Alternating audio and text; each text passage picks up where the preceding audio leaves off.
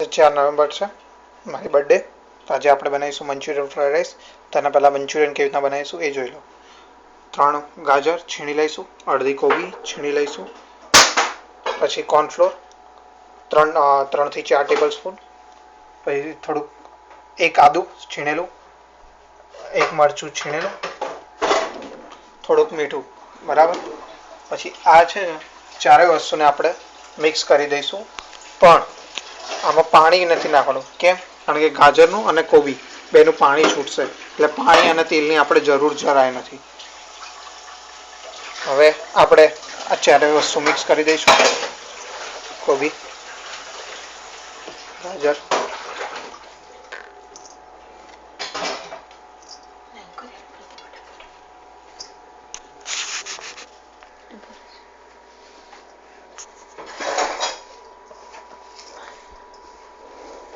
જો આવી રીતના મિક્સ કરતા રહેશું, જો શેપ આવતો રહેશે. જો પણ હજુ થોડુંક બરાબર નથી આવે, એટલે આપણે છે ને થોડોક આટલો મેદાનો લોટ બસ અને સ્પ્રિંકલ કરી લઈશું, એટલે છે ને એનો કમ્પ્લીટ શેપ આવી જશે. આમાં પાણી જરાય નાખવાની જરૂર નથી. મેં પાણી પણ નથી નાખ્યું, નથી તેલ પણ નાખ્યું, કારણ કે એના માટે શેપ લેવાનું ચાલુ થઈ જશે, કારણ કે કોબી અને ગાજર પાણી છોડે છે, અને જેમ જેમ એ પાણી છોડતા જશે એમ એમ એ કડક થતા જશે. જો આપ જોઈ રહ્યા છો જેમ આપણો લોટ બને છે ને, બસ એ જ પ્રકારે આ વસ્તુ બની રહી છે.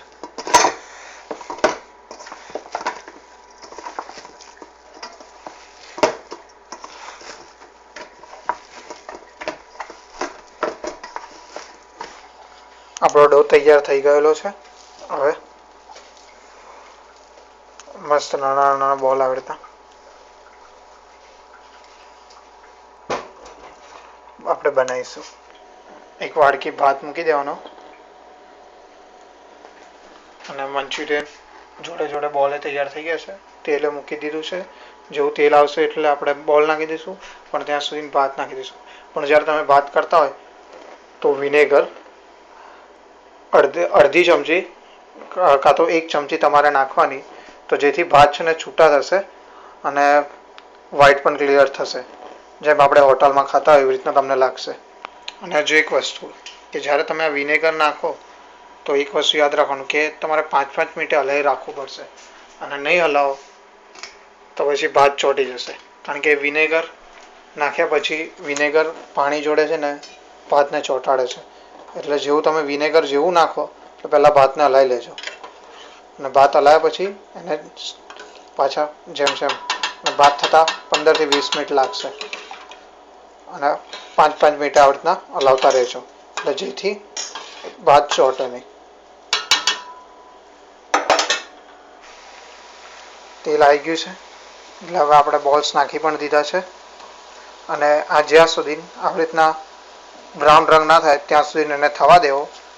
અને આ બબલ્સ જે થઈ રહ્યા છે, જો અગર તમે કાચા હોય, તમને એવું લાગતું હોય કે તમે પહેલી વાર મંચુરિયન બનાવી રહ્યા છો, પણ હવે ખબર કેવી રીતના પડે કે આ ફ્રાય થઈ ગયા, તો હંમેશા એટલું વસ્તુ યાદ રાખવાનું, કોઈ પણ ફ્રાય વસ્તુ થતી હોય તો તમે જ્યારે નાખો ત્યારે કાચી હોય ત્યારે હંમેશા આવી રીતના બબલ થશે, અને જ્યારે આવી રીતના ફીણ કે બબલ્સ ના થાય એટલે સમજી લેવું કે વસ્તુ ફ્રાય થઈ ગઈ છે. એ પછી ભજીયા હોય કે ગમે તે આવી રીતના ફ્રાયેલ આઈટમ હોય, તમે પછી વડાઈ બનાવતા હોય, ગમે તે બનાવતા હોય, એમાં બસ આવી રીતના જ થશે, એટલે એની ચિંતા નહીં કરવાની કે કેવી રીતના થશે. અને બ્રાઉન રંગની રાહ જોવાની, અને આવી રીતના ફીણ અને બબલ્સની છૂટી જાય એની રાહ જોવાની. ભાત છે ને હજુ થોડાક કાચા છે, પણ આપણે જે પ્રથા હતી હલાવવાની એ હલાવવા પડશે, કારણ કે નીચે ચોંટી ના જાય, અને આજુબાજુ ચોંટી ના જાય, એનું ધ્યાન રાખવાનું છે. એટલે હું તમને મેથડ ટુ મેથડ બતાવું છું.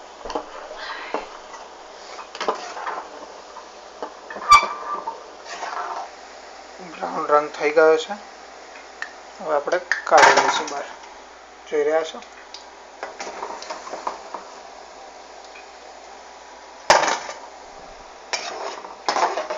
કમ્પ્લીટ મસ્ત બ્રાઉન રંગ થઈ ગયો છે. બ્રાઉન રંગ તેરે કુड़िए मेरे मंचूरियन खाने मेरे तड़ते है कुड़िए तेरे ब्राउन रंग मंचूरियन खाने में मारे तेरे रोटी पानी खावे ना मंचूरियन खावे ना रोटी पानी पड़ी जावे ना.